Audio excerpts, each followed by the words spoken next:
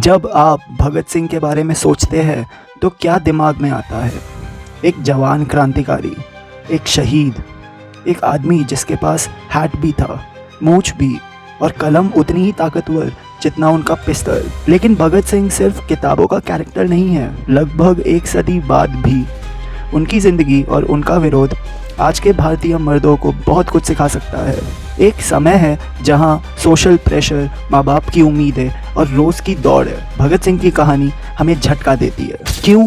क्योंकि उन्होंने आज़ादी चुनी थी, न सिर्फ अंग्रेज़ों से बल्कि डर से भी, उस विचार से भी कि बस भीड़ में शामिल हो जाना है।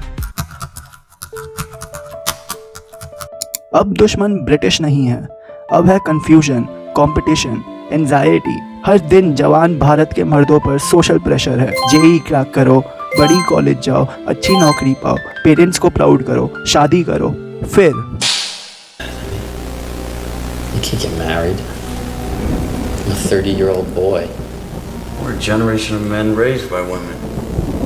I'm wondering if another woman is really the answer we need. अंदर से फ्रस्ट्रेशन है, गुस्सा है, ऐसा लगता है कि आप बस मार्क्स या सैलरी स्लिप हो। भगत सिंह की जनरेशन ने गोली से और विचार से लड़ाई की। हम मतलब आइडेंटिटी, बिलोंगिंग और मीनिंग की लड़ाई लड़ते हैं। लेकिन कौन है जो इंस्पायर करता है आपको क्वेश्चन करने के लिए, चैलेंज करने के लिए या अकेला खड़े होने के लिए? अक्सर लोग भगत सिंह को गन वाले क्रांतिकारी के रूप में याद रखते हैं। बहुत कम लोगों को पता है कि वो एक फिलोसोफर भी थे। उन्होंने प्रेम पर लिखा था, दबे कुचले हुए लोगों के लिए। उन्होंने नास्तिकता पे लिखा था, हर उस चीज़ को सवाल किया जो डिवाइन लगती है।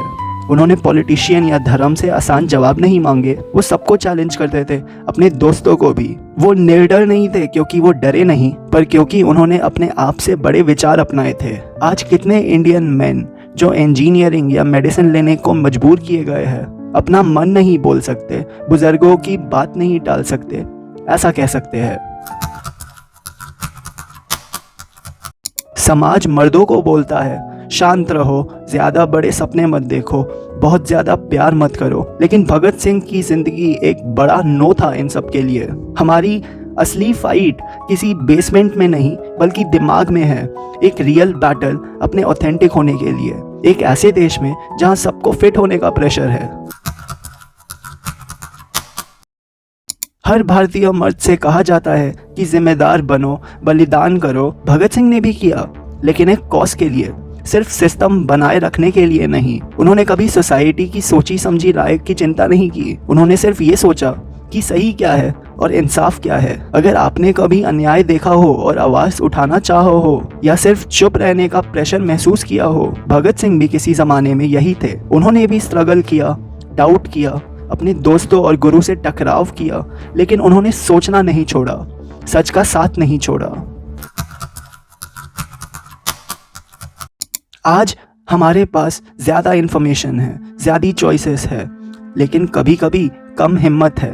भगत सिंह की हिम्मत अंध बहादुरी नहीं थी, ये अपने रास्ते खुद चुनने की जिम्मेदारी थी, चाहे जो भी हो। आज भी हमें क्रांतिकारी चाहिए, सिर्फ सरकार को सवाल करने के लिए नहीं, बल्कि मैस्कुलिनिटी को दोबारा समझने के लिए, दयालु बनने के लिए, नए समुदाय बनाने के लिए, कमज़ोर को उठाने के लिए और हर उस चीज़ को चुनौती देने के लिए जो हमें तोड़ती है, जैसे जाति, लापरवाही और डर।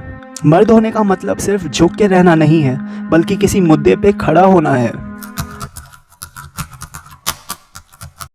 आपको क्रांतिकारी बनने के लिए बॉम्ब नहीं फोड़ना पड़ता, सवाल उठाना, सीखना, लीडरशिप दिखाना, चाहे आपके शहर में हो, स्टार्टअप में हो या घर में हो, ये भी क्रांतिकारी होना है।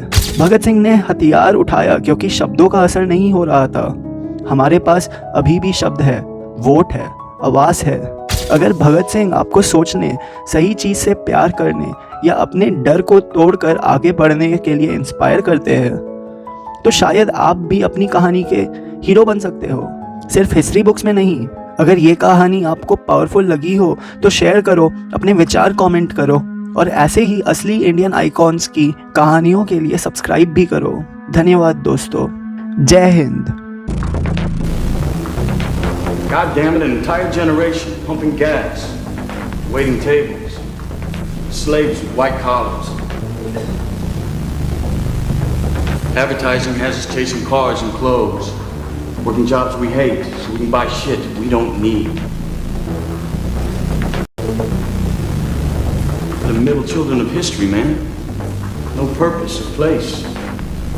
We have no Great War, no Great Depression. Our Great War is a spiritual war. Our Great Depression is our lives.